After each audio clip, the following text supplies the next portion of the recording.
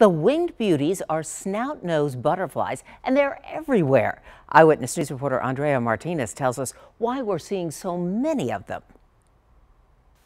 You may have noticed a swarm of these little critters lately. They are the American snout-nosed butterfly. When they open their wings, they're a really pretty yellow, orangey brown color.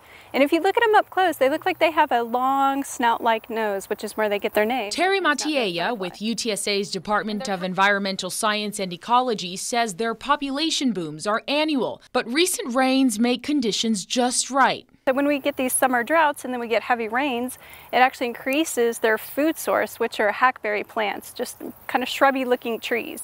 And so the trees put out new leaves, which is food for the caterpillars. So you get this big boom in caterpillars that turn into butterflies, and then you have masses of butterflies everywhere. They're not to be confused with the monarch butterfly, which we start seeing around late October. This big boom is starting a little bit up north of us, so around San Marcos, a little bit up north there.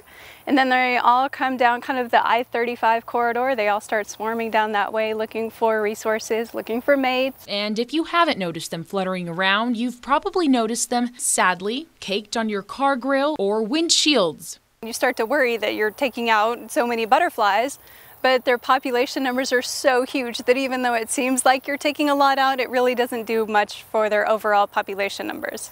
And yes, they might be tough to get off your ride, but aside from that, they're just out to feed off your flowers and make for some pretty sights. So it's always a really neat phenomenon just to see them all out there fluttering around, and it just kind of makes you feel happy. Andrea Martinez, KENS 5 Eyewitness News.